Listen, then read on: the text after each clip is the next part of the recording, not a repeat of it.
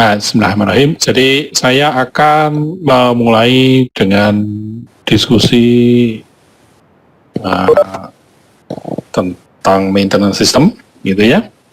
Seperti Anda sudah paham bahwa di awal atau sebelum UTS Anda akan mendiskusikan hal-hal yang terkait dengan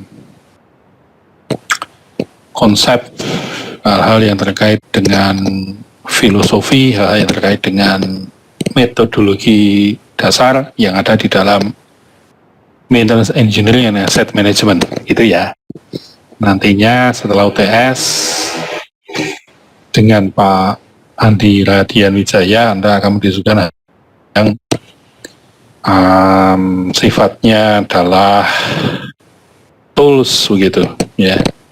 Jadi misalkan Anda nanti diajak mendiskusikan tentang reliability center maintenance misalkan, kemudian tentang total productive maintenance misalkan, gitu ya, dengan Pak Andi Radian setelah UTS.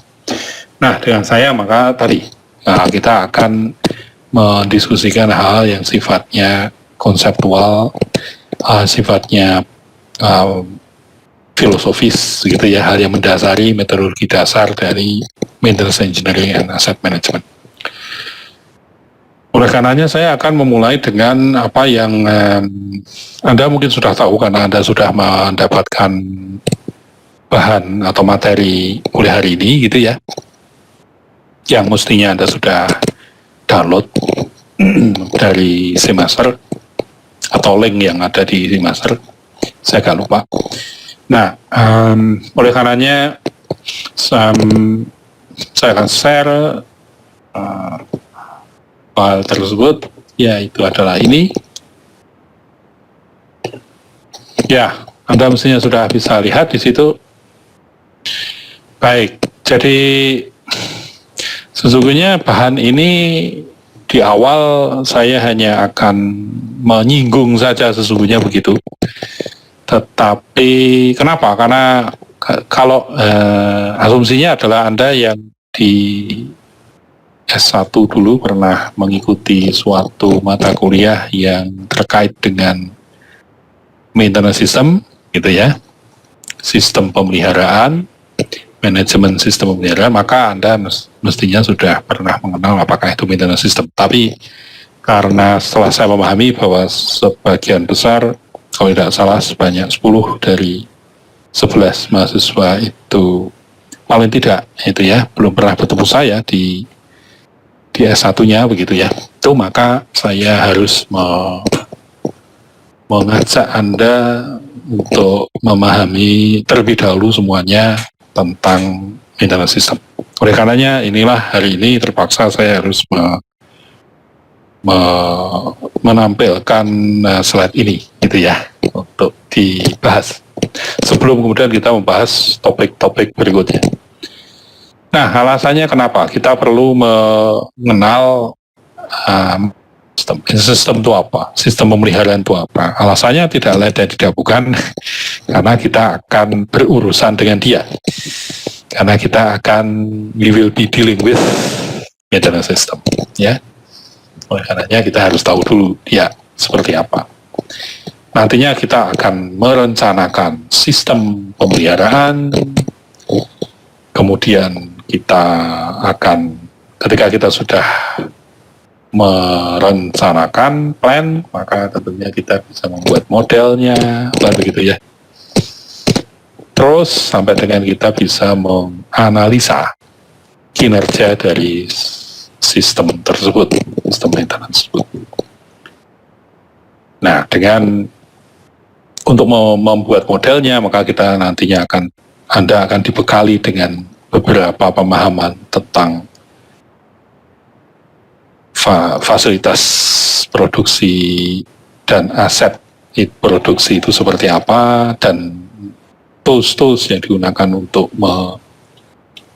mengintegrasikannya itu seperti apa agar bisa di-maintain dengan baik, begitu.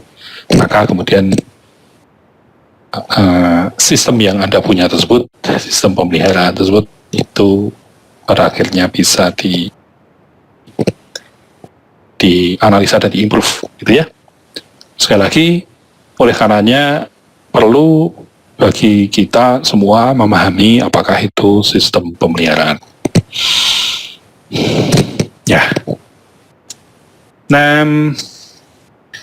Namun sebelum saya memulai dengan, tapi ini pun juga akan singkat nanti, ya.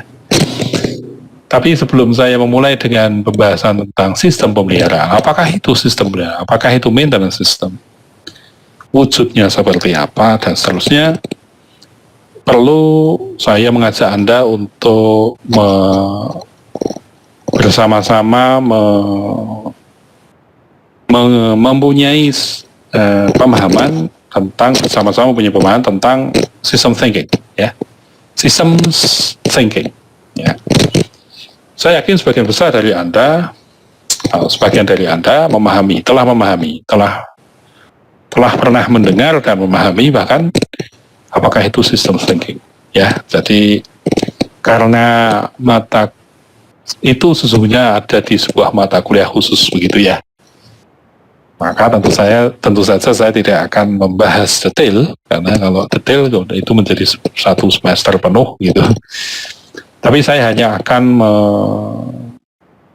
bagi yang belum pernah mendengar sama sekali, belum pernah kenal, maka saya akan mengenalkan singkat, ya, kepada Anda. Bagi yang pernah mendengar, maka saya akan mengajak Anda pernah mendengar dan memahami, mengajak Anda untuk mengetahui korelasi antara system thinking, pemahaman kita dengan maintenance system.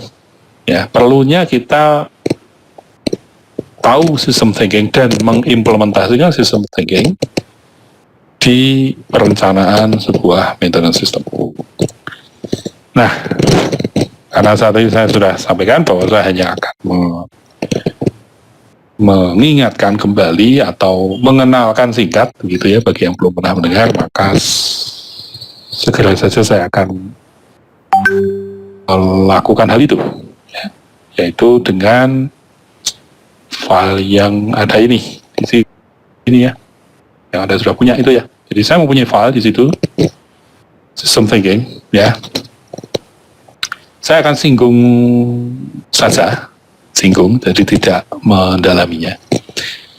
Yang harapan saya agar Anda semua, kita semua mempunyai bekal itu di system thinking, sehingga nanti ketika kita membahas tentang maintenance system akan lebih bisa memahami dengan mudah, ya, lebih mudah dan lebih benar, begitu ya, lebih baik. Seperti itu, ya. System thinking, kalau Anda ingin lebih jauh lagi mendalaminya, memahaminya, maka Anda bisa membaca banyak buku yang membahas system thinking. Tapi kalau buku klasiknya, ya, buku klasik itu berarti buku,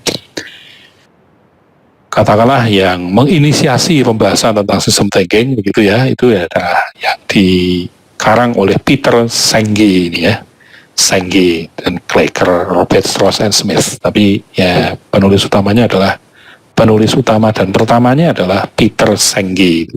Bacanya Senge karena mereka bule nggak kenal eng.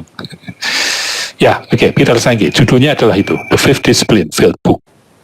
Kalau Anda baca buku itu, Anda akan mengenal lebih dalam lagi apakah itu system thinking, ya. Tapi di situ lebih ke cerita dasarnya, pemahaman dasarnya. Ini tidak terlalu membahas implementasi, gitu ya. Tapi itu adalah buku pegangan, ya, sesungguhnya dalam system thinking. Nah, yang akan saya bahas tentu adalah implementasi, ya, kan begitu, ya. Jadi dari sekian banyak slide yang ada di dalam pembahasan tentang system thinking, itu membahas tentang itu dibumikan itu menjadi seperti apa, gitulah kurang lebih, ya. Nah, dari sekian banyak slide yang ada di dalam system thinking ini yang saya buat ini, itu tentu tidak semuanya akan saya bahas, ya, kan begitu, ya, karena kan janji saya adalah hanyalah menyinggung saja. Tujuannya sudah pernah kenal, bagi yang belum kenal ya mengenalkan, ya, sekedar mengenalkan. Silahkan Anda mengeksplor sendiri, membaca sendiri system thinking. Baik, kalau di slide maka diawali dengan ilustrasi seperti ini, ya. Anda bisa melihat di situ ada ada foto tentang orang yang sedang olahraga, kebetulan di olahraganya adalah pingpong, dan ada foto di situ di sebuah cabin suatu kereta begitu ya.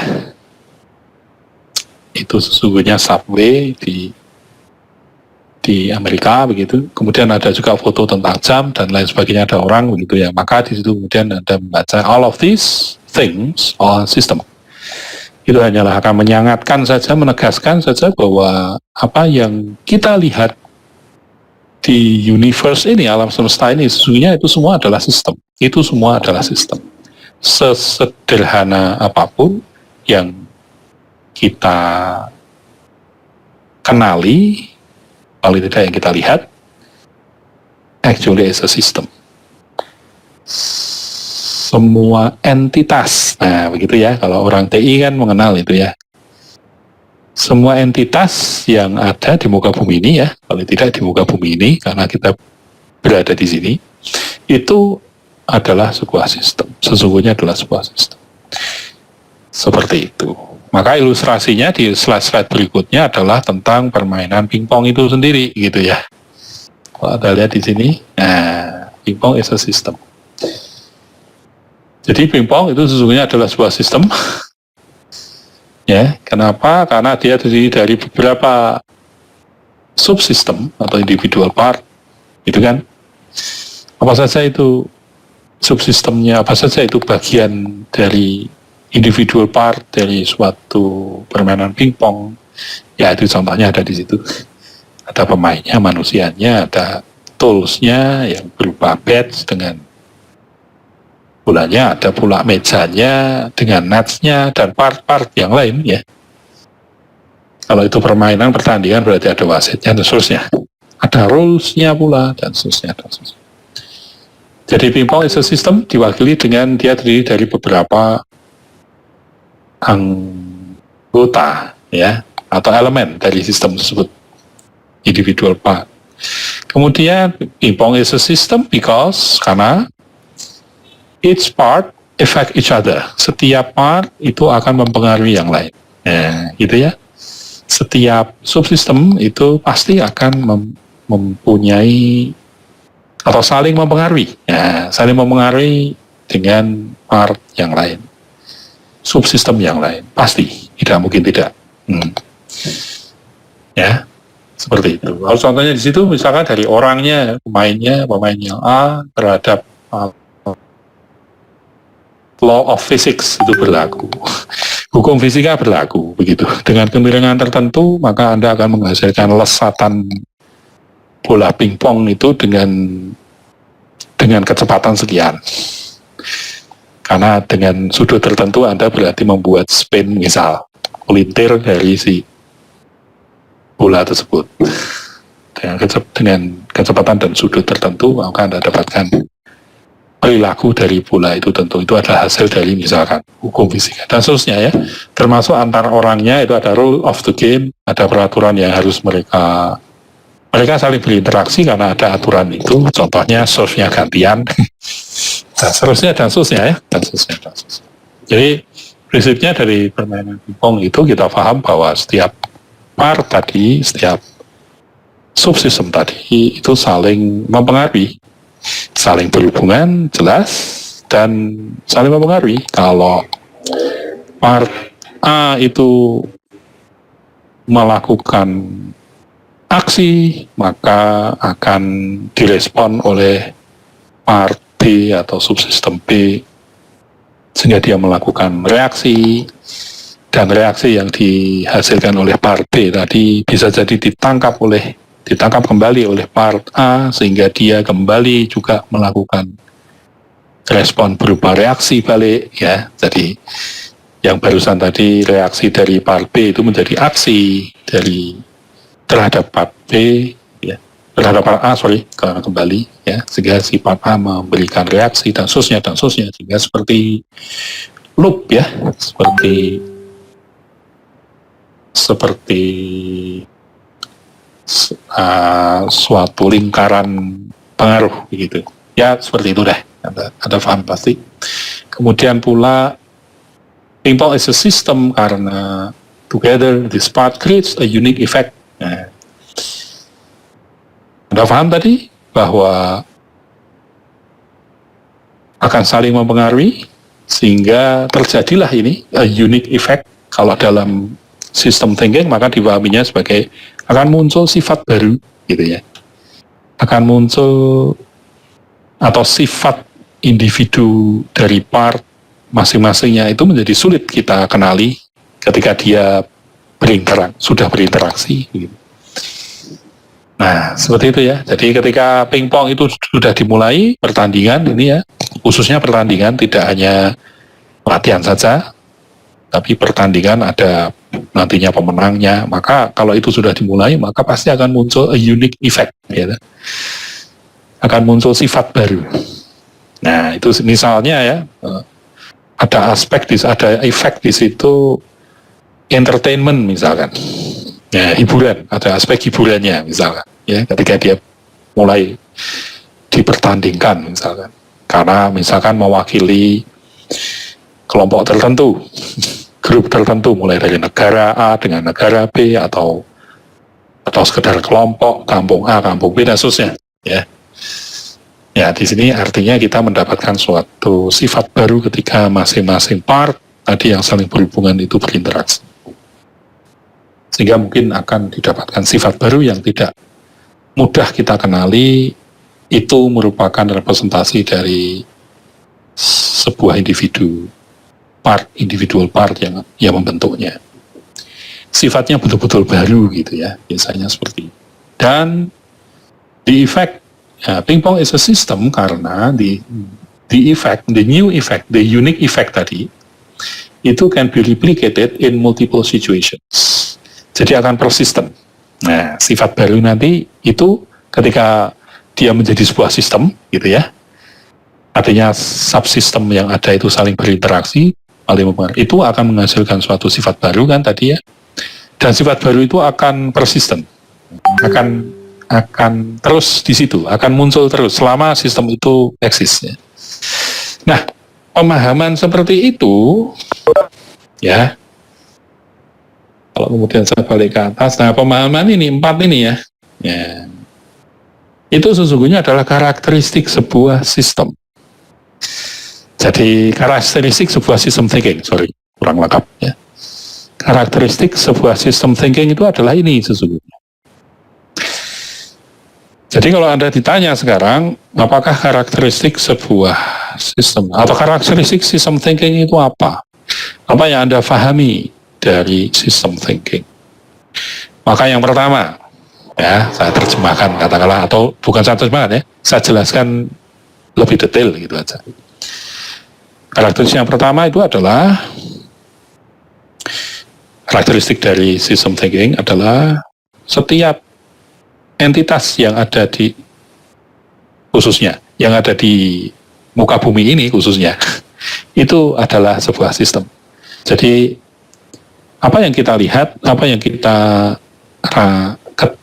kita, kalau itu sebuah masalah ya, kita hadapi gitu ya, sebuah masalah yang kita hadapi, nah, itu sesungguhnya adalah sebuah sistem. Jadi kita harus mempunyai pemahaman seperti itu. Yang pertama adalah seperti itu. Karakteristik dari sistem thinking itu yang pertama adalah bahwa kita memahami setiap entitas yang ada di muka bumi ini itu adalah sebuah sistem. Seperti itu ya. Kemudian yang kedua ada pemahamannya adalah, ini pemahaman yang saya sampaikan ini detail dari apa yang ada di slide. Jadi tentu agak slightly different ya, tapi differentnya lebih pada urutannya saja. Urutannya karena ada detail, jadi ya Anda nanti bisa simpulkan lah ya. Makanya oleh karenanya Anda mesti memahami ya apa yang saya oceh-ocehkan. Yang kedua adalah karakteristik sistem thinking yang kedua, atau orang yang mengaku memahami sistem thinking, itu ciri-cirinya itu adalah dia paham bahwa setiap sistem pasti terbentuk dari elemen pembentuknya. Setiap sistem pasti terbentuk dari komponen pembentuknya. Pasti. Ya, jadi kalau kita mengatakan bahwa itu adalah sistem, itu adalah laptop, maka kita langsung paham bahwa di dalam laptop itu terdiri, atau sebuah laptop itu terdiri dari beberapa, pasti terdiri dari elemen, komponen, atau individual part. Seperti itu. Sampai di dua pemahaman ini saya rasa mudah, ya. Ya, paling tidak sekarang mulai hari ini kita paham bahwa setiap yang kita jumpai berupa entitas bisa kita sederhanakan pemahamannya sebagai sebuah benda, ya, betul ya, benda mati maupun hidup, ya, itu adalah suatu sistem. Jadi kalau kita besok bekerja, kemudian bos kita mengatakan ini ada masalah nih, ya, masalahnya A, selesaikan, begitu. Nah, A itu harus kita lihat sebagai as a system. Kalau kita menerapkan sistem thinking, ya, seperti itu, ya. Nah, seperti itu. Ya, baik. Jadi yang kedua adalah setiap sistem, kita memahami bahwa setiap sistem pasti akan terbentuk dari elemen pembentuknya, atau komponen pembentuknya, atau individual part. Yang ketiga adalah kita pasti pula memahami bahwa setiap elemen pembentuk dari suatu sistem, setiap komponen pembentuk suatu sistem, atau setiap individual part suatu sistem, atau suatu subsistem, itu pasti akan saling mempengaruhi.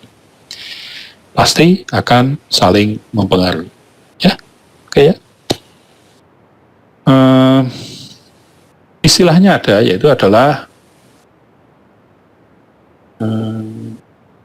sebentar ya, sebentar.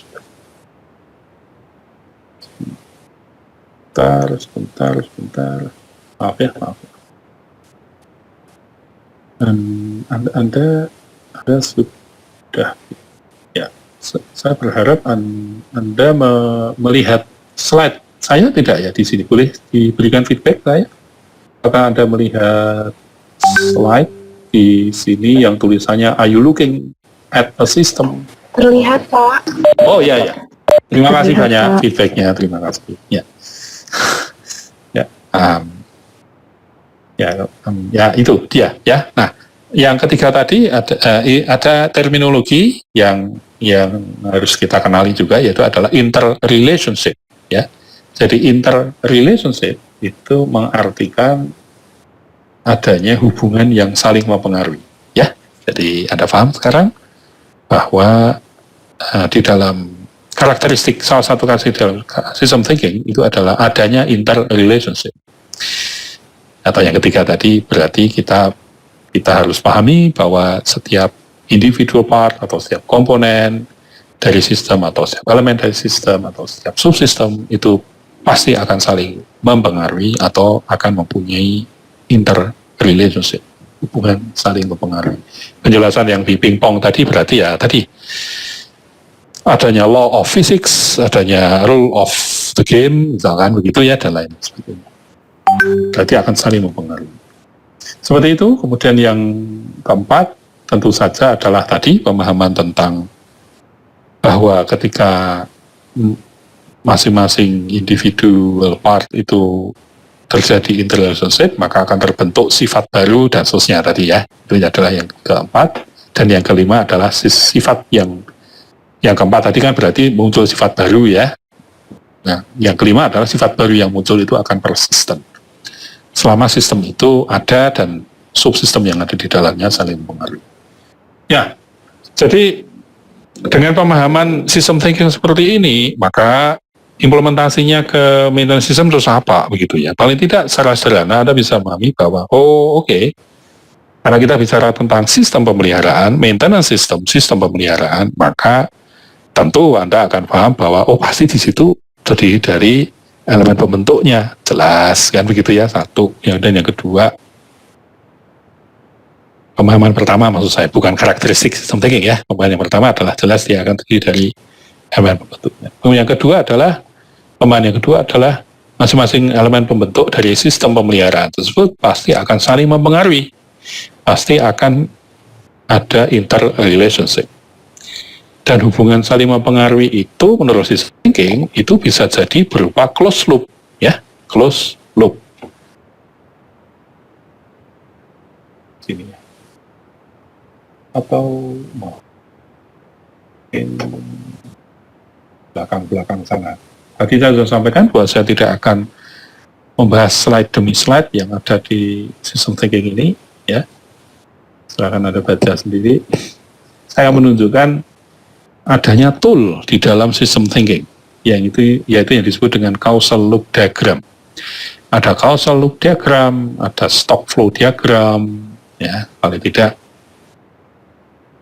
dua itu, ya, yang, nah itu bentuknya seperti apa? Nah ini dia, link and loop.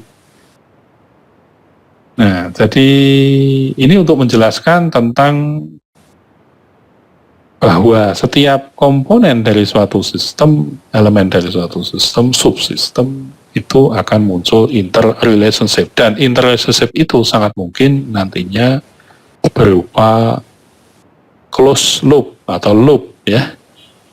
Ya kayak gini ya, tertutup gini nih ya. Jadi kalau ini number of lolcats, ini kan laugh out loud. Jadi apa namanya, kucing-kucing yang lucu gitu ya, membuat kita tertawa. Semakin banyak kucing itu lucu, maka pengaruhnya terhadap time spent on the site. Seseorang itu akan menghabiskan waktu di daerah itu yang banyak kucingnya itu akan semakin lama. Jadi semakin banyak kucing lucu ada di suatu daerah, maka orang akan menghabiskan waktu, atau di taman misalkan ya, maka orang akan menghabiskan waktu di taman itu akan semakin lama pula, misalkan begitu. Artinya semakin banyak di sana kucing yang lucu, maka akan semakin lama pula orang akan tinggal di situ, akan berada di situ. Berarti akan ada pengaruh ya. Nah, semakin banyak pula orang berada di taman itu, maka akan saling mempengaruhi dalam hal ini ya kan. Akan mempengaruhi number of lolcat, maka kucing yang lucu itu mungkin akan tambah banyak. Karena akan datang lagi yang baru. Kenapa begitu? Karena logikanya adalah time spend yang semakin banyak orang berada di taman, maka dia akan membawa makanan dan berusaha feed the cat, sehingga kucing-kucing itu akan berkomunikasi, datanglah ke taman karena di situ banyak orang bawa makanan atau bawa sampah makanan dan lain sebagainya. Ini ilustrasi saja bahwa inilah yang disebut dengan interrelationship, ya, saling mempengaruhi, dan itu adalah sebuah loop, bukan lagi sebagai sebuah linear, ya, hubungannya linear, ya, biasanya tidak sekedar linear, atau di sini disebut dengan link, suatu garis. Kalau ini kan berarti bisa jadi kita tidak mengartikan sebagai sebuah saling mempengaruhi, tidak ya, karena yang dipengaruhi hanyalah si time spent oleh number of lolcat. Tapi time spent tidak mempengaruhi number of, maka ini tidak bisa kita sebut sebagai interrelationship karena hanya satu arah. Tapi kalau yang loop ini. Nah, jadi hal seperti itu perlu kita pahami ya, ketika kita nanti dealing dengan maintenance system. Konteksnya adalah merencanakan maintenance system, ya. To plan system design sebuah maintenance. Bahwa kita akan dealing with subsystem, dan di dalam subsistem itu, diantaranya itu mereka bisa jadi sangat mungkin saling mempengaruhi. Nah,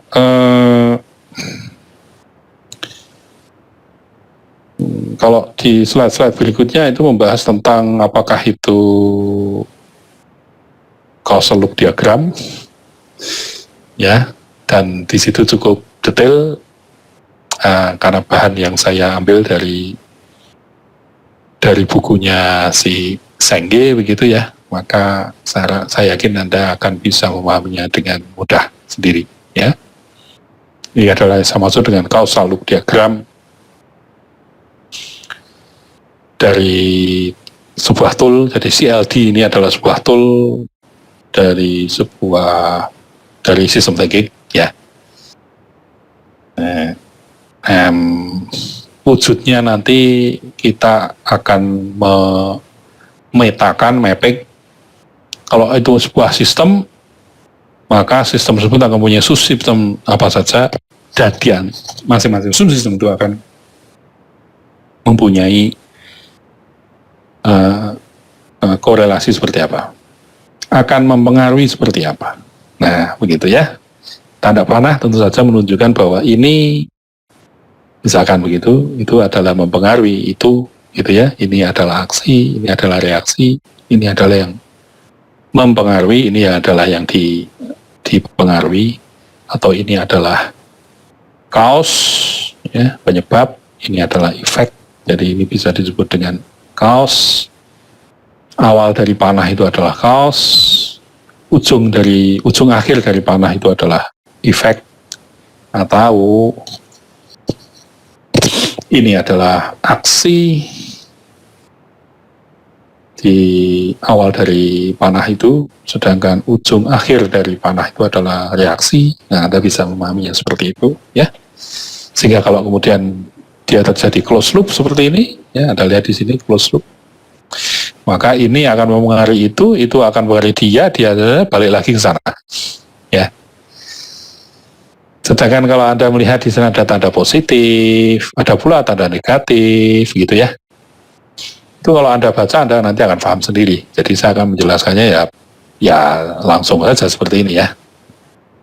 Kalau ada tanda positif, itu artinya ini tanda positif, itu artinya perubahan yang ada dari cause dan efek, perubahannya itu sama.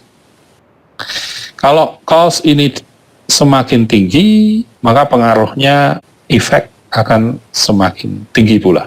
Jadi perubahannya sama, positif menunjukkan perubahan yang sama, atau perubahan yang proporsional.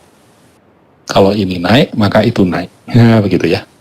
Sedangkan tanda negatif itu merepresentasikan perubahan yang saling bertolak belakang. Ya. Jadi kalau cause-nya itu semakin tinggi, semakin besar, maka kalau itu tandanya negatif seperti di sini ya, ini itu semakin tinggi, maka dia akan memberikan pengaruh ke efek di sini, nilainya itu akan semakin rendah. Kalau ini semakin besar, maka itu akan semakin kecil. Itu yang menandakan nilai negatif. Seperti itu, sehingga ketika kita mendapatkan satu loop utuh, kan satu loop utuh ini ya, contohnya ini, dari tendency to withdraw personal savings, mempengaruhi ke perceived solvency of bank, mempengaruhi pula fear of bank failure, dan kembali mempengaruhi tendency to withdraw, itu adalah satu loop. Maka kalau Anda lihat tanda positif di sini, ini artinya adalah loop tersebut menunjukkan reinforcing loop. Reinforce itu berarti kan semakin menguat ya, betul ya? Reinforce itu semakin menguat ya. Reinforcing loop berarti loop yang menguat ya. Apa maksudnya menguat? Menguap. Maksudnya menguat adalah dia akan semakin, kalau semakin tinggi ya semakin tinggi, kalau semakin turun rendah ya semakin rendah. Contoh ya, misalkan di sini tendency to withdraw personal saving. Ini konteksnya tentang krisis ekonomi atau krisis moneter yang terkait dengan bank, gitu ya. Ada bayangkan seperti itu. Misalkan ya, maka di sini ada kondisi, misal dimulai dari sini ya, misalkan titiknya kita mulai bebas, misalkan dari sini, fear of bank failure, semakin tinggi ketakutan, rasa takut akan kegagalan sebuah bank itu kolaps ya, semakin kita takut, semakin tinggi ketakutan kita, rasa takut kita terhadap sebuah bank itu akan kolaps, akan bangkrut gitu ya, kolaps. Semakin tinggi itu, nah di sini lihat bisa ada link di situ dengan tanda positif. Berarti di sini mempunyai perubahan yang sama. Jadi kalau di fear of bank failure semakin tinggi, maka mestinya tendency to withdraw personal saving juga akan semakin tinggi. Maksudnya gitu kan, betul ya? Dan itu logis ya, logis kan? Semakin tinggi ketakutan kita akan sebuah bank itu akan mengalami, akan tutup gitu ya, akan failure, maka tendensi kita, kecenderungan kita untuk melakukan rush, ya, pengambilan uang cash dari rekening kita dengan cepat, itu akan semakin tinggi pula, kan begitu ya, logis itu. Sehingga tandanya tentu adalah positif.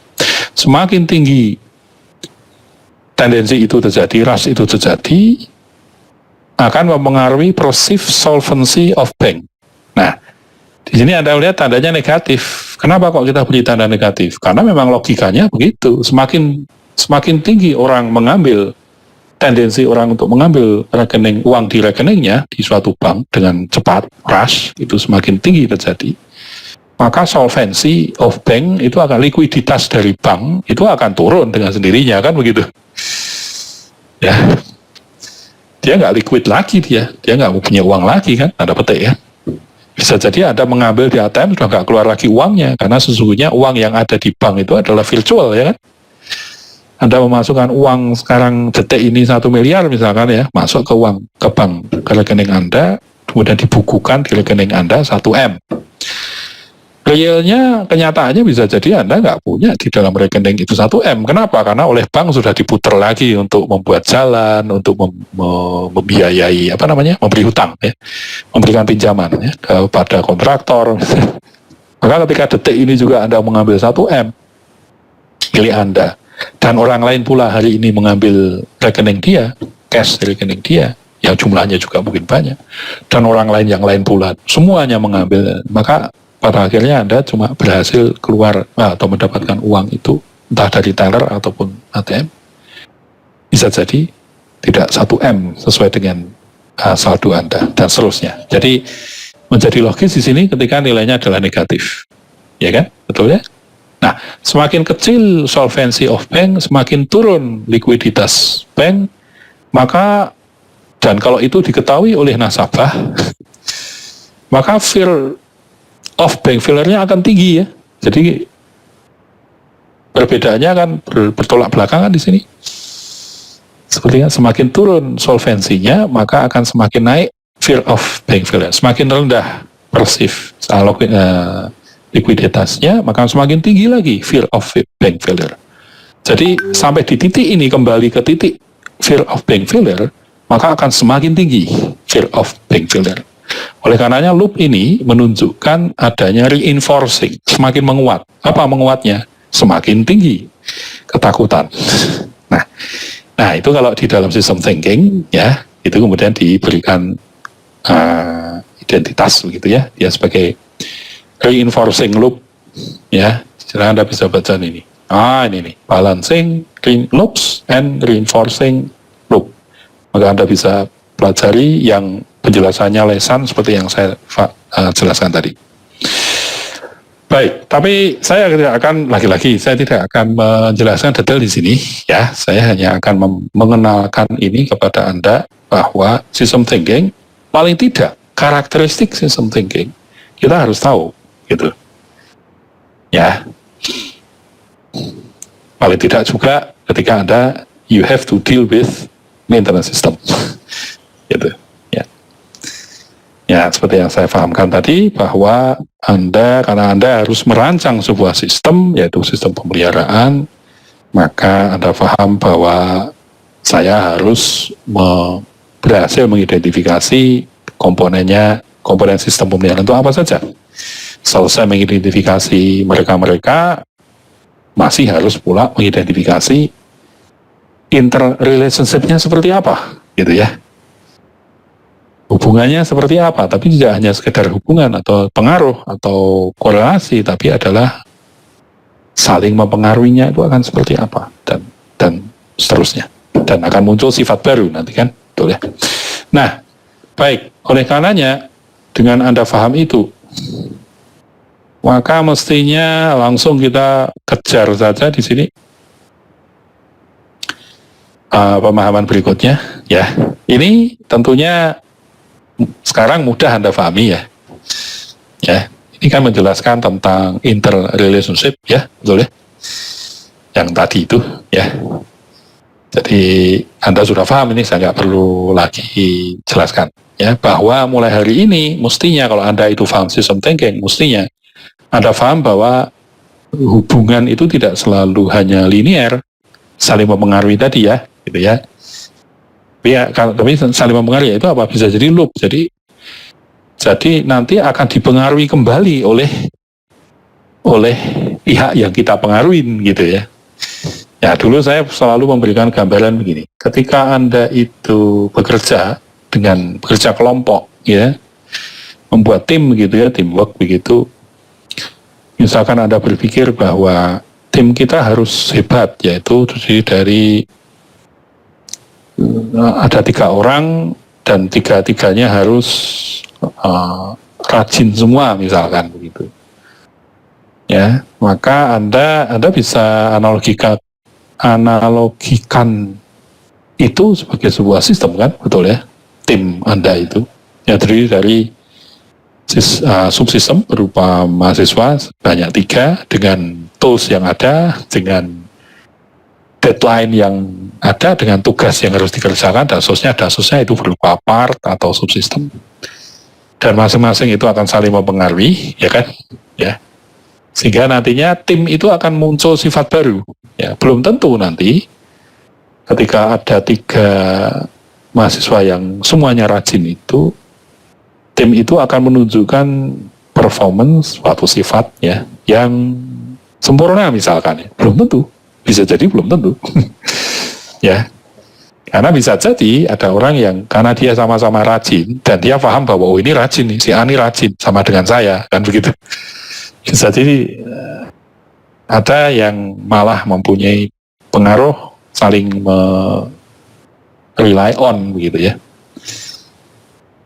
Dia rajin, kalau gitu saya agak loose saja dah, karena saya tahu dia rajin kok. Toh nanti kalau ada apa-apa saya baru kerja, tidak ada masalah, karena saya juga sesungguhnya rajin dan seterusnya lah. Apapun bisa terjadi, ya itu bisa disimulasikan. Oleh karenanya system thinking itu bisa kita eksekusi karena sudah ada softwarenya, ya. Bagi Anda yang sudah pernah mempelajari ya system thinking, ada softwarenya itu. Jadi kita bisa membuat model dan mensimulasikan itu. Softwarenya macam-macam, ada Power Sim, ada Fan Sim dan seterusnya, ya. Oke ya, yang kemudian kita bisa bermain-main dengan konfigurasi dari elemen pembentuk suatu sistem dan pula interrelationship-nya. Ya, jadi bedanya interrelationship itu adalah ketika dia menjadi closed loop ya, gitu ya. Artinya yang awalnya itu dia adalah chaos C di sini. Jadi dia awalnya mempengaruhi tetangganya ini, di mana tetangganya ini, di mana part ini mempengaruhi part yang lain, sehingga part lain ini menjadi efek. Dan sekaligus part lain ini dia akan mempengaruhi part yang lainnya pula, dan dengan demikian dia menjadi, selain efek dia juga menjadi chaos, ya kan? Betul ya. Dan part yang ini dia akan mempengaruhi balik ke sumber masalah tadi, sumber dari pengaruh tadi, ya. Dan itu akan berulang-ulang sehingga membentuk reinforcing loop atau balancing loop. Kalau balancing loop maka tidak akan menguat. Anda paham apa yang saya maksud ya? Menguat itu entah semakin tinggi atau semakin rendah. Itu adalah reinforcing loop. Ada, kalau tidak reinforcing loop, yang terjadi adalah balancing loop. Balancing loop berarti apa? Balance. Jadi akan menuju ke kestabilan, tidak menuju ke nilai yang semakin tinggi atau semakin rendah, tapi menuju ke balance, menuju ke kesetimbangan.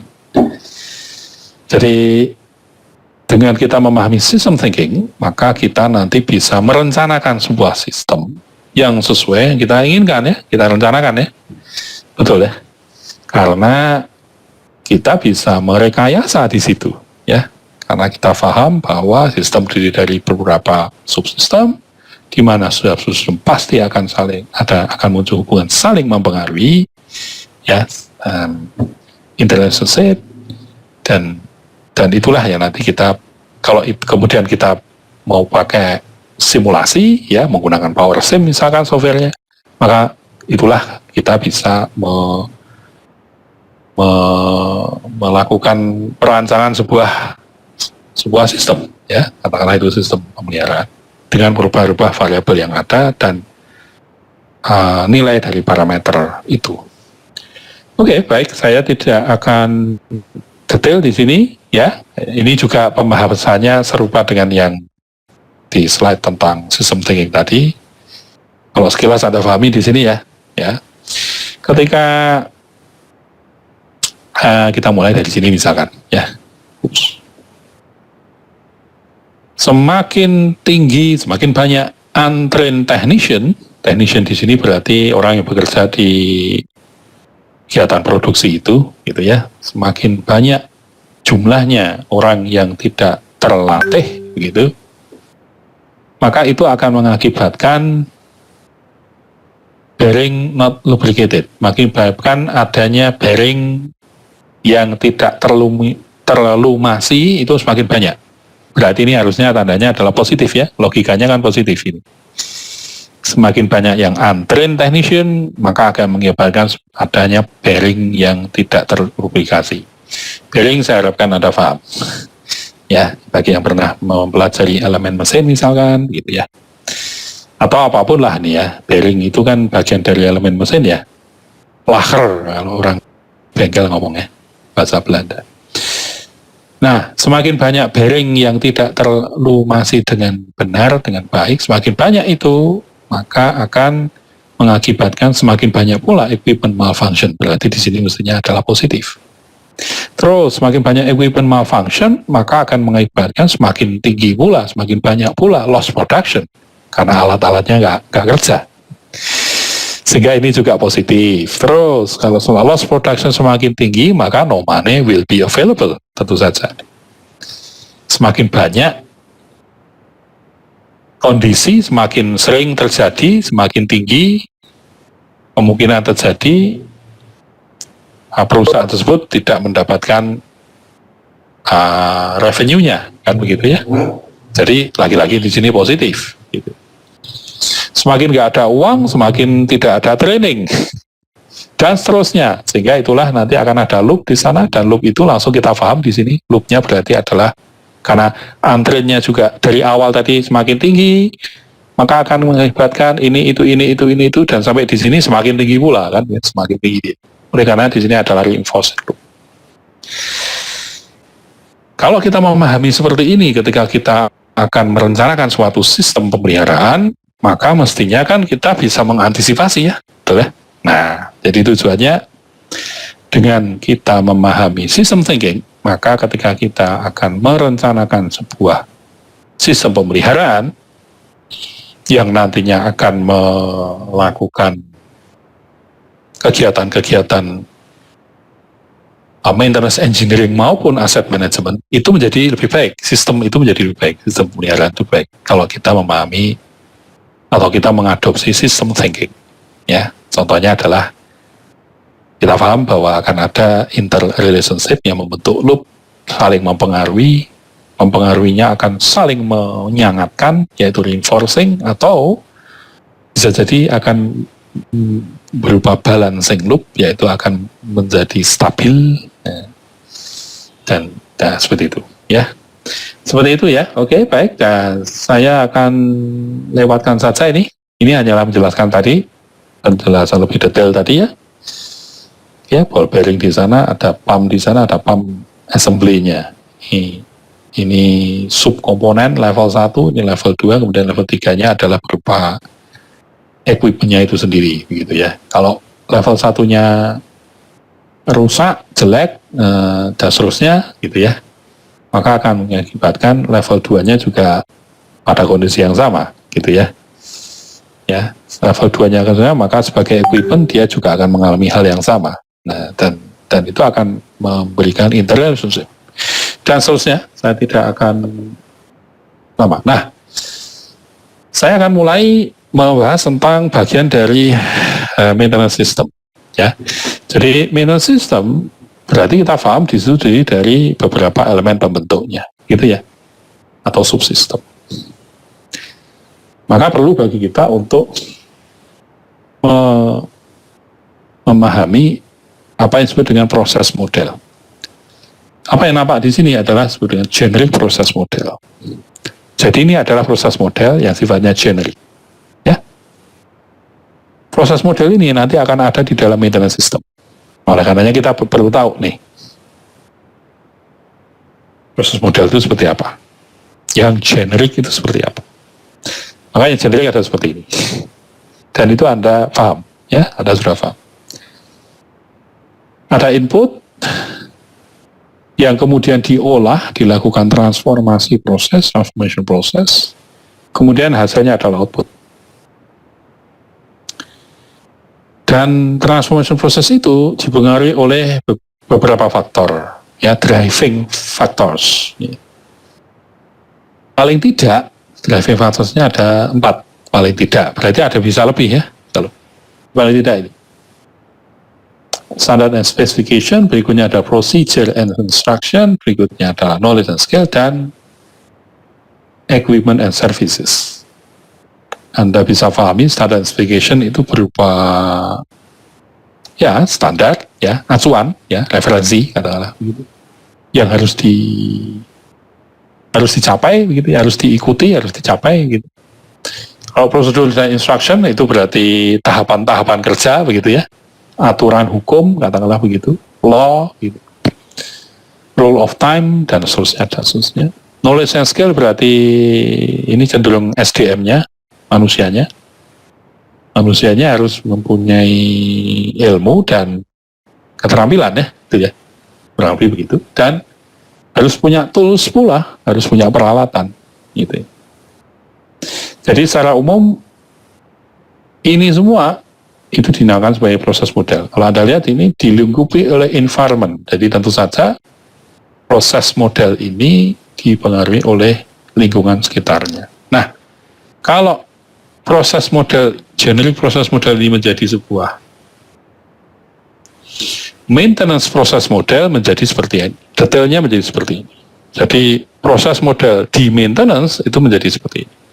Anda bisa paham. Ada input, ada transformation process, ada output sama, ada standard specification, ada procedure tadi kan betul ya, instruction atau di sini method, ada knowledge and skill, ada ya kegiatan itu, dan ada equipment and services atau di sini hardware. Dan lingkungannya adalah ada peraturan, ada departemen-departemen yang lain. Ini asumsinya berarti maintenance department. Berarti ada production department, ada finance department, ada human resource, ada sos, dan lain sebagainya, termasuk supplier. Nah, jadi Anda sekarang sudah paham bahwa di dalam maintenance system nanti pasti ada ini, ya, karena sistem pemeliharaan terdiri dari subsistem, dan salah satunya adalah dia. Selain proses model atau maintenance proses model, di dalam sebuah sistem juga ada subsistem yang lain, yaitu adalah proses control model. Nih, ya. Proses control model, generic proses control model generic itu formatnya seperti ini. Dengan mudah bisa kita pahami, ya, formatnya. Yang membedakan sesungguhnya hanyalah yang ada di sini, ya.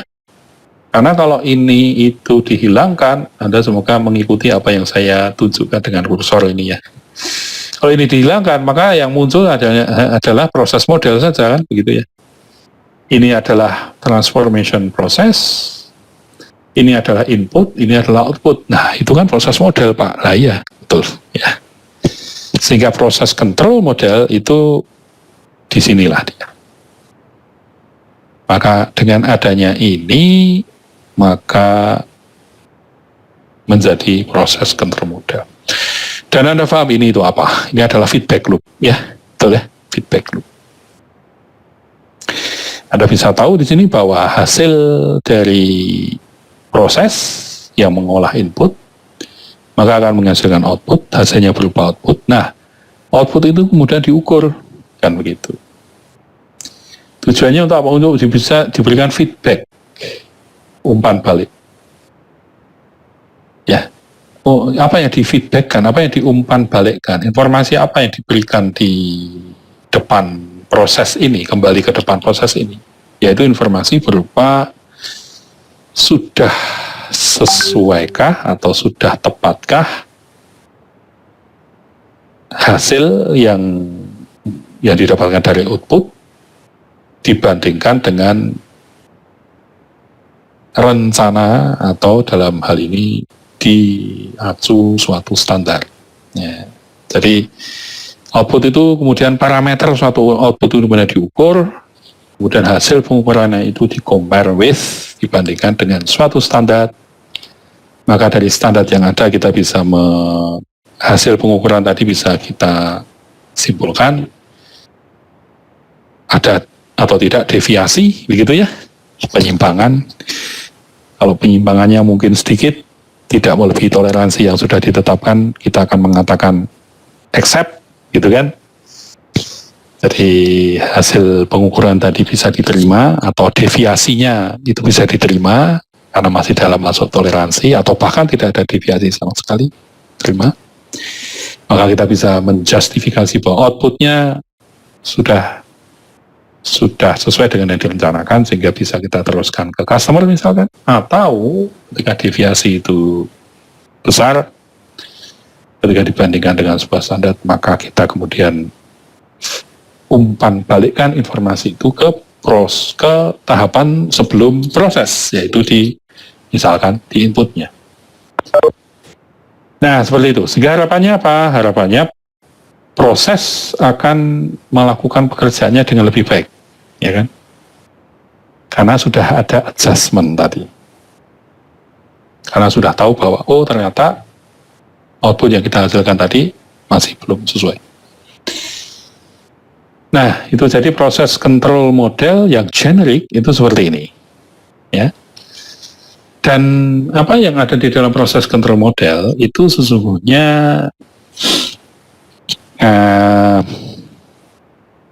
kunci dari keberhasilan suatu sistem, ya. Kalau manusia itu sebagai sebuah sistem, maka kita akan sukses kalau kita mempunyai proses kontrol yang baik, ya kan, betul ya. Ketika kita tidak mempunyai proses kontrol yang baik, maka kita sulit untuk mencapai kesuksesan. Contoh, kalau kita sebagai sebuah student, mahasiswa misalkan, kemudian ukuran salah satu ukuran suksesnya adalah lulus tepat waktu, mungkin begitu ya. Kemudian IPK-nya lebih daripada sekian, nah begitulah ya. Dan seterusnya. Maka kita mungkin nggak akan bisa sukses atau mencapai capaian tadi ketika kita tidak pernah atau kita tidak menerapkan proses kontrol, yaitu feedback loop tadi. Kita tidak ukur. Contoh, sekarang saya sudah berapa semester sih di prodi ini, sekian gitu. Loh, kok sekian? Nah, dengan kita melakukan proses kontrol, maka kita menjadi tahu sekarang kita berada di mana, dan ketika kita tahu berada di mana, kita kemudian compare dengan standar yang ada, yaitu adalah mahasiswa ini maka harus lulus pada sekian semester, 4 semester saja misal. Padahal ini sudah semester ke-3 misalkan, padahal saya baru mengambil SKS-nya sekian, dasusnya. Maka kemudian kita bisa melakukan adjustment. Wah, kalau gitu saya harus lebih apalah. Nah, seperti itu. Jadi apa yang kita bisa membayangkan apa yang akan terjadi kalau proses kontrol itu tidak ada atau tidak berjalan dengan semestinya. Ada tetapi tidak berjalan semestinya. Maka sebuah sistem menjadi tidak terkendali tentu saja. Ya, jadi proses kontrol itu menjadi penting sekali ya di sebuah sistem. Ya, baik. Jadi kalau inilah adalah proses control model untuk generiknya ya. Kalau untuk maintenance-nya ini contohnya yang lain ya. Contohnya yang ada di sini nih ya. Ini contohnya ada di sistem maintenance untuk kegiatan welding misalkan ya. Ya, beginilah gitu ya. Anda bisa paham di situ ada inputnya, ada weld procedure, ada budgetnya, ada orangnya, qualified welder dan seterusnya, ada alatnya. Kemudian diproses, dieksekusi itu. Hasilnya selesai, didapat, maka kemudian diukur dengan radiograf untuk menghitung HES, misalkan Heat Effective Zone. Bagi Anda yang S1-nya teknik mesin misalkan, pasti akan paham itu HES atau teknik industri, ya. Pernah mempelajari juga bagian HES, itu apa, Heat Effective Zone. Nah, itu yang diukur, maka kemudian hasil itu di-compare dengan suatu standar, maka kita bisa tahu bahwa HES-nya itu sesuai dengan masih masuk toleransi atau tidak. Kalau tidak, berarti kita berikan feedback. Kita atur ulang, katakanlah begitu. Misalnya mesin dari mesin lasnya, misalkan, powernya kita naikkan, misalkan. Kita ganti elektrodanya, misalkan. Atau mekaniknya, weldernya, tukang lasnya itu ternyata tidak sesuai kualifikasi. Dia belum mempunyai sertifikasi untuk alat dengan TIG welding machine misalnya, dan lain sebagainya. Harapannya maka akan kemudian dihasilkan produk yang lebih baik ketika diukur seperti itu ya, sehingga di ujung nanti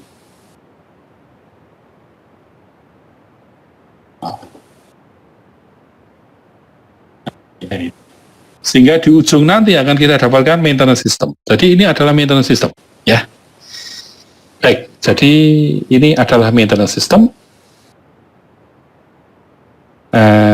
Anda bisa lihat secara sederhana mereka yang akan kita urusi.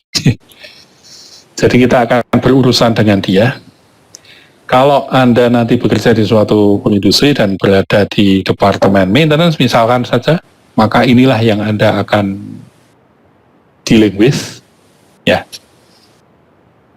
Tugas Anda tentu saja adalah memastikan sistem ini berjalan dengan baik dan sekaligus tentu saja mendevelop dalam arti mengimprove, ya. Kalau di industri itu memang bahkan belum ada maintenance system, maka Anda tugasnya adalah merancang maintenance system, merencanakan sampai dengan kemudian dilanjutkan dengan merancang dan menganalisis maintenance system dan seterusnya. Jadi maintenance system dibumikan menjadi ilustrasinya menjadi seperti ini. Oke ya, sekilas. Maka Anda bisa mengenal bahwa di dalam maintenance system itu terdiri dari, Anda bisa lihat di situ input, kemudian ini planning and execution, itu adalah transformation process, dan juga itu adalah output. Nah, maka Anda bisa paham bahwa, oh ini kan proses model. Nah, begitu. Ya. Kemudian demikian pula yang Anda lihat di sana, measure output, Anda ukur outputnya, kemudian Anda lihat ada feedback.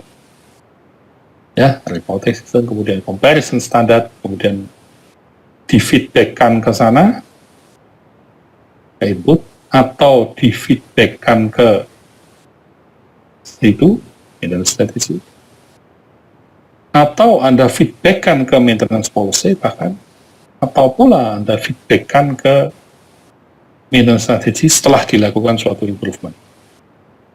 Ya, ini saya memberikan gambar besar dulu. Ya, kita detail akan membicarakannya, tapi tidak minggu ini, kita akan lanjutkan minggu depan. Gitu ya. Tapi secara garis besar Anda paham bahwa maintenance system, karena dia sebagai sebuah sistem, berarti betul adanya dia terdiri dari beberapa subsistem atau komponen pembentuknya, elemen pembentuknya. Dan setiap elemen bentuk nantinya akan saling mempengaruhi. Nah, saling mempengaruhi di sini tentu saja diwakili oleh tanda panah yang ada, gitu ya. Interrelationship yang terbentuk tentu saja ketika ada loop yang ada di sini, ya. Ini loop, ya. Loop sampai sana loop. Ini juga, ini sesungguhnya loop ini. Sana ini ya. Ya. Tidak nampak saja. Dan di penjelasan di perkuliahan berikutnya di kuliah berikutnya saya akan menjelaskan detail tentang ini dan topik yang lainnya. Gitu ya. Gitu ya, seperti itu ya. Paling tidak Anda paham itu, bahwa karena Anda sudah tahu sistem thinking sekarang, bahwa elemen pembentuk dari suatu sistem pemeliharaan adalah ini itu, ya, paling tidak yang diwakili oleh kotak-kotak, dan ada simbol di situ, ada elips dan seterusnya.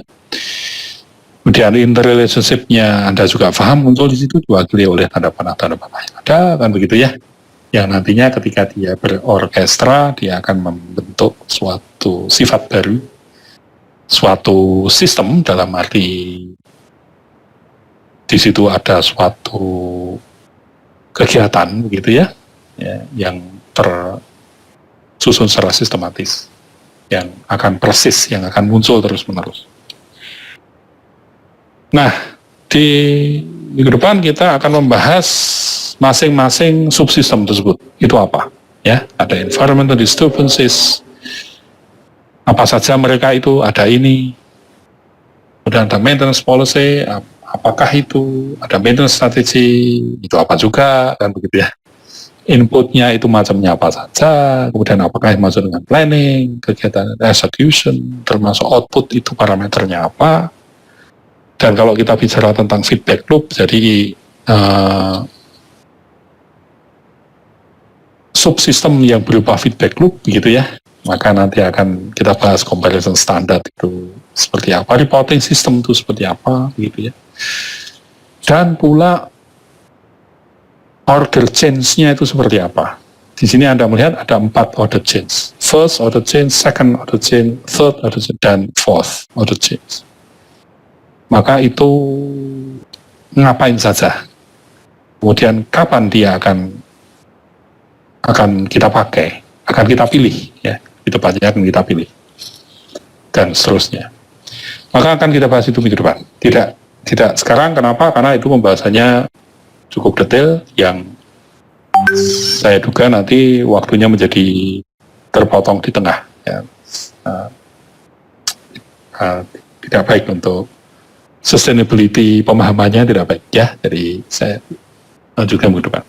Oleh karenanya, karena juga saya harus mengakhiri dengan segera begitu ya, maka saya akan skip untuk sesi yang kedua untuk saat ini. Saya akan langsung sesi ketiga, yaitu adalah jika ada yang ingin ditanyakan, dipersilahkan. Anda punya waktu, Anda punya kesempatan untuk menyampaikan yang mungkin Anda ada yang belum jelas atau sesuatu yang terkait dengan itu. Dipersilahkan ya, jika ada tentunya, silahkan. Mohon maaf, mau bertanya, Farudin, Pak. Ya, silahkan. Tadi tentang maintenance system itu, Pak, kan katanya kalau di alam itu kan seluruh komponennya itu kan dideteksi sebagai sistem ya, Pak. Nah, apakah sistem maintenance ini itu hanya untuk sistem produksi atau bisa diterapkan untuk maintenance system, misalkan pembelian atau purchasing atau penjualan finish good, itu bisa atau enggak, Pak? Itu yang pertama. Yang kedua ini, Pak, tadi tentang proses kontrol model, itu kan ada feedbacknya. Misalkan sudah sesuai standar, tetapi hasilnya itu masih ada cacat terkadang dalam hal produknya, misalkan 95%, tapi belum bisa sempurna ketika dilaksanakan maintenance-nya sesuai standar, tapi tidak 100% good semua seperti itu. Nah, itu bagaimana mengevaluasi untuk yang ditingkatkan, yang bagaimana? Atau ada yang salah atau seperti apa? Terima kasih. Ya, terima kasih pertanyaan. Yang pertama adalah tentu semua sistem bisa didekati dengan model yang Anda barusan lihat, ya. Jadi model maintenance system yang saya tunjukkan tadi itu adalah sistem pemeliharaan untuk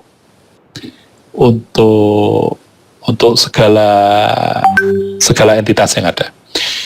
Kalau Anda bicara tentang sebuah kegiatan produksi di suatu pabrik misalkan, maka di situ ada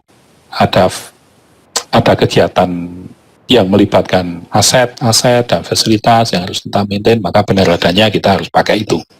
Demikian pula untuk yang kegiatan yang lain seperti yang tadi disampaikan, seperti misalkan sistem tersebut adalah sistem untuk memaintain kegiatan rantai pasok misalkan, ya. maka to some extent pada titik tertentu itu applicable. Di mana kita bisa memahami bahwa objek yang kita maintain, objek yang kita maintain atau facility ataupun aset yang kita maintain itu analoginya sesuai dengan maintenance system tadi. Jadi ada transformasi proses yang ada di sana, begitu ya, yang berupa merubah input menjadi output dan seterusnya. Nah, kalau itu memang analoginya bisa serupa atau bahkan sama, maka tentu itu applicable. Jadi tergantung kepada apakah objek yang di-maintain itu akan sama atau similar atau serupa yang bisa diaplikasikan dengan maintenance system model yang detailnya minggu depan kita akan bahas. Itu yang pertama, ya. Karena tadi adalah maintenance system untuk aset dan facility, maka selama aset dan facility itu telah bisa kita lakukan kegiatan perencanaan, planning, dan execution, dan seterusnya, maka kita bisa terapkan maintenance system. Yang kedua, maka kalau pertanyaannya yang kedua itu adalah ketika di-feedbackkan kemudian tidak kalau tidak sesuai standar, ya berarti ya jelas di situ ada deviasi. Ya sudah, berarti itulah fungsi dari feedback loop adalah kita bisa mengenali adanya deviasi. Karena kan diukur atau di-compare dengan suatu acuan, ya. Acuannya bisa apa saja. Kalau itu hal teknis, misalkan di bidang teknik mesin misalkan, maka Anda mengacu pada standar ASME misalkan, Association of Mechanical Engineer, Society Engineer, Mechanical Society Engineer, maka jika itu sesuai dan itu sudah benar, maka tidak ada masalah dan seterusnya. Kalau itu tidak sesuai dan seterusnya, berarti itu ada masalah, sehingga kita harus selesaikan masalah itu, kita harus cari. Jadi feedback loop tentu tujuannya adalah menemukan deviasi, ya, menemukan perbedaan, menemukan penyimpangan, ya. Dan penyimpangan itu harus dicari, kan begitu ya. Tidak kemudian menemukan penyimpangan sudah diemin aja, ya. Jadi dalam rangka tadi melakukan adjustment atau pengaturan, ya, ke inputnya misalkan, ya, atau ke maintenance strateginya misalkan, atau bahkan ke maintenance policy-nya misalkan, itu adalah asumsinya kita kemudian bisa menemukan akar penyebabnya atau bisa menemukan kenapa ini terjadi, begitu ya, maksud saya begitu. Seperti itu, ya. Nah, detailnya tentu akan kita bahas di pertemuan mendatang, karena pertanyaan yang kedua tadi sesungguhnya ada jawaban yang akan kita pahami bersama di pertemuan berikutnya, yaitu tentang kondisi yang disebut dengan recurrent failure, ya. Recurrent itu tulisannya recurrent, ya. Recurrent failure itu adalah kegagalan berulang.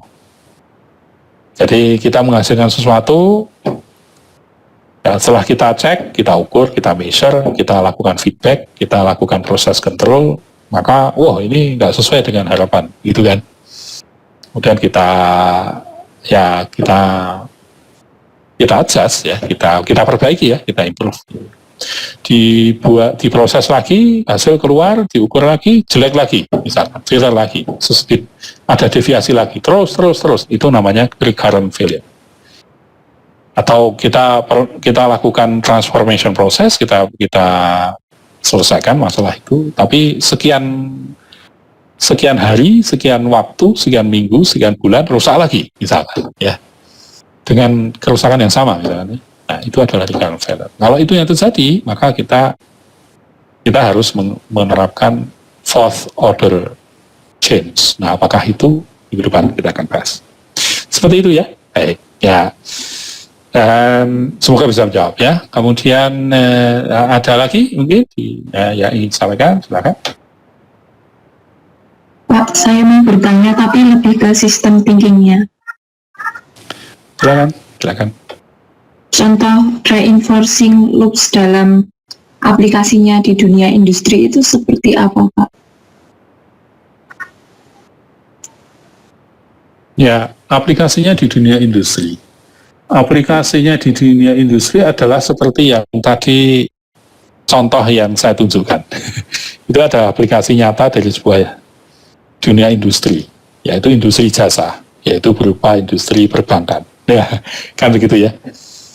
Ya kan, betul ya. Tadi yang maksud saya tadi itu adalah yang ketika orang withdraw, tendency to withdraw money, ya, karena ada fear of bank failure tadi. Ya, itu yang Anda masih ingat kan tadi ya. Nah, itu adalah suatu kondisi nyata di dunia industri. Yang kebetulan contohnya dari forcing loop dan contoh dari industri jasa, ya, perbankan. Kalau itu menjadi industri manufaktur apa? Ya, tadi yang satunya adalah tentang loss production. Masih ingat kan tadi? Nah, itu juga kebetulan saja dia reinforcing loop, ya. Tapi karena pertanyaannya adalah kalau loop itu reinforcing dan balancing itu di industri, di dunia industri menjadi seperti apa, maka jawabannya contoh dari reinforcing loop-nya adalah seperti itu. Dengan kita menerapkan itu, kita bisa menjadi paham bahwa gara-gara si A itu melakukan aksi, nah begitu kan ya, maka akan membuat sistem itu berubah, atau akan membuat sifat baru sistem tersebut. Nah, begitu. Ya kan? Kurang lebih kan begitu ya. Seperti ya, nah saya rasa itu ya. Jadi contohnya sudah tadi muncul ya di dua jenis. Ya, jika ada lagi yang lain mungkin silakan. Saya Amira Safa Husna, Pak, izin bertanya. Jika tadi di the generic process model itu di subsistem antara standar, prosedur, equipment, sama knowledge-nya itu, apabila misalnya di UMKM tuh belum ada prosedur seperti itu, apakah nanti proses maintenance-nya hanya berjalan dengan 3 subsistem yang lain atau bagaimana ya, Pak? Terima kasih. Ya, terima kasih pertanyaannya. Jadi prinsipnya begini deh, ya. Apa yang kita pahami tadi, apa yang Anda lihat, apa yang Anda baca, itu adalah suatu model, ya. Nah, model itu adalah model yang minimum requirement, ya, yang dari suatu model yang harus ada. Katakanlah persyaratan minimal. Maka kalau kemudian ada studi kasus yang kemudian disampaikan seperti tadi, ada sebuah kegiatan industri, apapun itu, contohnya adalah usaha mikro kecil menengah misalkan, itu dia tidak mempunyai maintenance-nya, dia tidak mempunyai prosedur misalkan begitu ya, itu berarti ya kita semua bisa simpulkan bahwa ada yang harus diimprove di situ ya, betul ya. Kan logikanya begini ya, kalau sebuah perusahaan mengaku mempunyai maintenance sistem pemeliharaan yang baik gitu ya, dia mengaku itu, kemudian kita tanya, bagaimana Anda melakukan maintenance-nya? Itu kan ya, kalau pertanyaan bagaimana itu kan berarti kan jawabannya kurang lebih kan hal-hal yang terkait dengan tahapan, prosedur, kan begitu ya, instruksi, ya macam-macam gitulah gitu ya. Itu kalau dia jawabannya ya kalau ada yang rusak kami langsung perbaiki Pak, misalnya. Terus kalau nggak ada yang rusak gimana? Ya nggak usah, ngapain? Gitu. misal. Maka mungkin di situ kita bisa menyimpulkan dua hal. Yang pertama, prosedurnya berarti dia belum ada. Jadi prosedur maintenance yang bagus itu dia belum ada, karena dia hanya bekerja untuk kalau rusak baru di-tackle, kalau nggak rusak didiemin. Nah. Atau kesimpulan yang kedua adalah dia menerapkan apa yang disebut dengan run to failure, RTF. Kita akan sampai sana nantinya ya. Jadi ada maintenance task yang disebut dengan run to failure. Jadi kegiatan maintenance yang dilakukan itu hanya ketika rusak gitu ya. Itu memang ada, tapi itu dijalankan paralel dengan maintenance task yang lain, dengan preventive maintenance, nah begitu. Jadi untuk equipment tertentu bisa jadi dia tidak dilakukan PM, preventive maintenance, tetapi hanya run to failure saja. Sangat mungkin itu terjadi. Ya, kenapa? Nah, itu nanti pada saatnya kita akan membahas tentang bermacam-macam maintenance task. Tapi yang ingin saya sampaikan adalah ketika Anda paham di sebuah kegiatan industri begitu, Anda lihat di situ ada yang tidak muncul begitu ya, maka Anda bisa mengenalinya sebagai sesuatu hal yang harus diimprove ya, gitu ya. Kan kita nggak akan pernah mungkin bisa melakukan transformation proses kalau tidak ada prosedur yang kita buat ya, yang baku ya, suka-suka gitu kan ya, nggak mungkin ya. Seperti itu ya. Jika ada lagi dipersilahkan. Pak, mohon maaf, mau bertanya Pak Rudin, Pak. Yang Ya, kegiatan kalibrasi atau kegiatan pembersihan secara berkala itu apa termasuk maintenance juga atau enggak ya, Pak? Ya, jawabannya akan ada di kuliah kita berikutnya. Ya, Pak, terima kasih. Jadi di dalam maintenance task itu nantinya ada bermacam-macam maintenance task gitu ya. Salah duanya yang tadi saya sebut yaitu adalah run to failure, kemudian preventive maintenance, ada lagi predictive maintenance, ada lagi corrective maintenance, dan sebetulnya masih banyak lagi yang lain. Tapi paling tidak paham 4 dulu gitu ya. Nah, apa yang disampaikan oleh kawan Anda tadi tentang kalibrasi, penyetelan ulang, adjustment ya, dan seterusnya, itu nanti Anda akan paham bahwa dia merupakan bagian dari kegiatan preventive maintenance ya. Seperti itu ya. Saya rasa karena tidak lagi ada pertanyaan yang spesifik dari bahan-bahan yang tadi tentang system thinking ataukah maintenance system, saya rasa saya akan akhiri ya. Ada lagi mungkin yang ingin ditanyakan kaitannya dengan bahan hari ini yang mungkin tadi terputus-putus mungkin koneksinya di saya atau Anda dan seterusnya begitu. Jika ada dipersilahkan, jika tidak saya akan akhiri. Selamat pagi Pak, saya Rian izin bertanya. Ya, silakan. Pada figur 1.1 tentang cause and effect itu Pak, itu kan ada catatan dari Pak Heri bahwa kalau misalnya root cause-nya itu nggak ada di dalam sistem itu, terus bagaimana itu gimana Pak?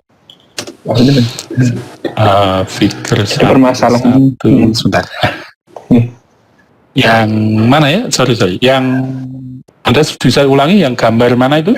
Yang itu kan di cause and effect figur 1 cause and effect, terus ada catatan dari Pak Hari tentang yang also the root cause often lies outside your system. Ini kalau terjadi seperti ini bagaimana sebetulnya? Ya, sebentar, saya baru berusaha temukan di mana yang Anda maksud figur 1. Oh, ya. Oh, ya, ini Anda maksud ya. Ya, baik. Ya, nah, karena sekarang Anda paham, kita semua sekarang paham bahwa kita mestinya menggunakan atau mengadopsi system thinking, begitu ya. Maka mestinya kita akan bisa lebih mengeksplor lagi akar penyebab itu ada di mana, gitu. Artinya kalau kita, ini yang dimaksud bukan berarti root cause-nya di luar maintenance system, itu bukan, ini kan sistem di sini tidak secara spesifik saya masukkan ke maintenance system ya, tapi sistem dari equipment tersebut misalkan. Contoh. Kita mempunyai lampu TL, tube lamp ya, TL. Bahasa gaulnya lampu neon ya, lampu TL. Nah, lampu TL itu mati gitu ya, tiba-tiba mati. Kemudian bos kita mengatakan, selesaikan itu. Oh, kalau enggak kamu saya pecat. Nah, misalkan. Maka kalau kita nggak punya pemahaman tentang system thinking, Karena lampu TL mati gitu ya, kemudian kita ditakut-takutin kalau nggak bisa segera diselesaikan dipecat begitu. Maka kita, oh ya sudah, kalau gitu lampunya mati kan begitu ya. Cupnya lah mati ya, lampunya. Neonnya mati gitu ya. Semoga saya berasumsi Anda semua paham ya, saya maksud ya, cup TL ya, lampu TL, lampu neon ya. Katakanlah itu lampu neon yang panjang gitu ya. Sehingga ada ganti itu. Nah, ketika ada ganti itu, maka detik itu juga misalnya ya, misalkan ya, nyala, langsung nyala. Misalkan. Maka Anda anggap ini sudah selesai. Ya. Tapi ternyata dia akan mati lagi 1 minggu kemudian. Atau 1 hari kemudian. Atau 1 apa kemudian. 1 satuan waktu ya. 1 bulan kayak yang menurut si bos itu sudah tidak semestinya lah begitu ya. Nah, maka logis ya. Kenapa? Karena kita belum menerapkan sistem thinking ya. Betul ya. Kalau kita menerapkan sistem thinking, maka yang kita lakukan tadi ketika kita mencari root cause ya, maka kita kan harus memahami bahwa cup lamp TL itu as a system. Kalau tidak kita paham kan bahwa kalau lampu TL itu selain lampunya dia juga ada fittingnya, betul ya, fittingnya itulah yaitu ya. Ada fittingnya, ada balasnya di bagian dalam dari fitting itu ada pula kabel-kabelnya dan seterusnya. Lain dengan lampu bohlam ya, kalau in Inggris kan bulb ya, bulb. Kalau bahasa Belanda bohlam ya, kalau bahasa Indonesia jadi bolam. Ya, kalau itu kan hanya fitting selesai ya, fitting kemudian kabel ke kabel AC ke PLN selesai kan begitu. Tapi kalau TL kan ya tadi ya ada balasnya paling tidak ya. Nah, tadi kita tidak cek itu, nah gitu. Jadi maksud saya adalah dengan kita memahami sistem thinking, karena kita paham bahwa setiap entitas yang ada di bumi ini maka adalah sebuah sistem, dan kita paham karakteristik sistem thinking itu adalah memahami. Yang kedua adalah memahami bahwa setiap sistem terdiri dari elemen pembentuk, maka mestinya kita tidak hanya mengecek lampunya saja atau mengganti lampu atau mengeceknya. Kemudian kita perlu mengecek fittingnya, kita perlu mengecek komponen yang lain termasuk balas dari cup lamp itu, bahkan kabel dan lain sebagainya. Sehingga harapannya kita betul-betul mengetahui akar penyebabnya. Nah, jadi root cause itu mestinya akan lebih bisa dikenali atau ditemukan kalau kita memahami sistem thinking. Logikanya sederhananya begitu, ya kan? Betul ya? Karena kan kalau tidak ya tadi kita hanya melihat sebuah lampu TL ya nyala lampunya saja kan begitu. Padahal di situ ada komponen yang atau elemen pembentuknya. Bahkan root cause-nya bisa jadi di luar sistem berupa lampu TL itu. Nah, gitu maksud saya begitu. Ya. Akar penyebabnya bisa jadi di situ. Apa itu? Nah, di sinilah. Ya, outside of your system, what do you do then? Ya, berarti di sini ya kita harus paham sistem yang lebih besar lagi dari lighting system berupa cup lamp tadi, gitu kan? Yaitu apa? Kan ada sumber listriknya adalah AC, alternating current. Dari mana? Dari perusahaan yang paling jagoan di negara ini, yaitu PLN. Karena dia monopoli ya. Di negara maju nggak ada kan seperti itu ya, hanya ada di negara-negara berkembang seperti Indonesia. PLN ya, sehingga kita nggak bisa kalau aku nggak mau sama PLN, harganya mahal atau sering mati. Ikan lohan saya jadi mati semua dan lain sebagainya, bisnis saya hancur gara-gara mati dan seterusnya, ganti nggak bisa.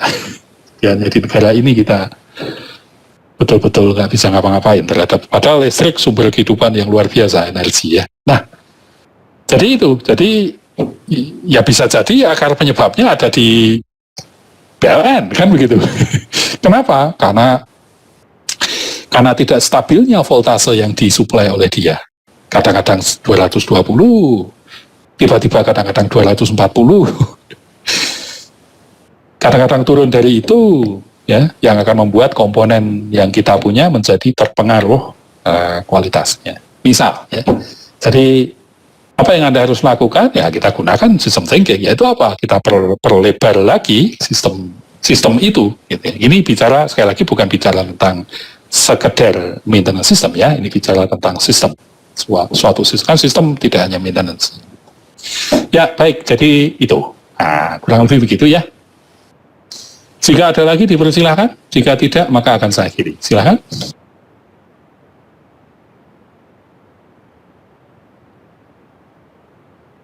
Saya rasa tidak ada ya. Baik.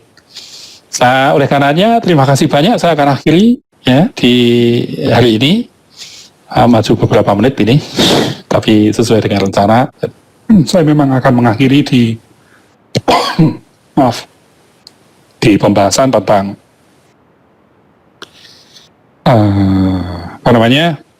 proses model dan proses kontrol model ya untuk elemen pembentuk maintenance system. Sedangkan maintenance systemnya sendiri akan kita bahas berikutnya. Baik, terima kasih banyak sekali lagi kita atas perhatian dan kondisi yang kondusif ya, tepat waktu, kemudian ya bisa, saya berharap semua menyimak begitu dan mencatat ketika ada yang penting, karena sekali lagi saya sampaikan kepada Anda bahwa saya betul-betul menyampaikan kepada Anda bahwa kenapa saya di pengumuman saya tuliskan pula Anda perlu menyiapkan alat tulis untuk mencatat dan seterusnya, tidak hanya mendengar saja ya, mengharapkan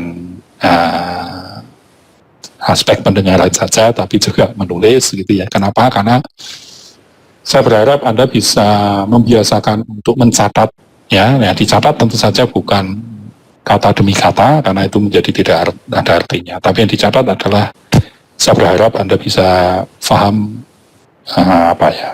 ide utama dari ocehan-ocehan saya yang direpresentasikan ke dalam beberapa kata kunci gitu misalkan ya. Nah itu harap Anda bisa mencatat ya. Kenapa? Karena ketika nanti ada soal yang sifatnya tidak numerik, nanti ada soal ujian yang saya maksud atau kuis yang sifatnya itu bukan numerik tetapi deskriptif. Kalau numerik Anda paham di situ ada rumus, ada kalkulasi, ada angka kan gitu ya. Bukan numerik tetapi deskriptif, tapi soalnya sifatnya diminta Anda mendeskripsikan atau menjelaskan. Karena kita orang teknik, tidak bosan saya sampaikan cerita dari Pak Panut ketika dia masih menjadi dekan Fakultas Teknik. Beliau mengingatkan kepada kami semua dosen bahwa mahasiswa harus diarahkan agar mereka betul-betul mempunyai karakter seorang anak teknik gitu. Jangan sampai menjadi seorang mahasiswa sastra teknik. Beliau mengatakan demikian. Agak keras memang waktu itu. Sastra teknik kenapa? Karena kalau sastra teknik itu ketika dia bekerja nanti terbiasa tidak speak with data, atau kalau bicara menyampaikan pendapat muter-muter, atau ya saya nggak tahu lah ya. Ya gitulah, Anda mungkin paham lah apa yang saya maksud. Seperti itu. Nah, oleh karenanya di dalam ujian kami harus merepresentasikan hal itu. Oleh karenanya kalau itu soalnya ada deskriptif, Anda diminta menjelaskan sesuatu, maka Anda harus bisa menjawab exactly correct. Ya, Anda harus menjawab jawabannya itu, jangan jawaban yang lain kan gitu. Oleh karenanya salah satu ukurannya adalah Anda harus mampu menyampaikan keywords, kata kunci. Ya, kata kunci. Ya, kata kuncinya siapa ya paling nggak dari yang saya ocehkan kan begitu ya, atau yang ada muncul di slide kemudian saya ocehkan kan. Seperti itu ya. Jangan tidak, karena kalau tidak berarti kan bisa diartikan wah ini jawabannya mengarang bebas gitu. Seperti itu ya, mungkin bagi Anda yang pernah berjumpa saya di suatu mata kuliah, Anda sudah sangat paham apa yang saya maksud gitu ya. Jadi yang mahasiswa lain mungkin bisa memahaminya begitu ya. Jadi prinsipnya adalah bahwa Anda menjawab dari apa yang sudah kita diskusikan di kelas ini begitu ya. Jangan membuat-buat sendiri gitulah, katakanlah begitu ya. Ya, seperti itu. Oleh karenanya paling mudah, ukurannya apa Pak? Ukurannya adalah kata kunci itu muncul dari jawaban Anda. Sehingga saya atau Pak Andi ketika mengoreksi, itu bisa dengan mudah mengenali bahwa oh jawabannya ini benar. Kenapa? Karena kata kuncinya muncul. Nah, gitu. Kalau anak teknik kan hal seperti ini menjadi gampang ya, karena kita biasa bekerja sesuatu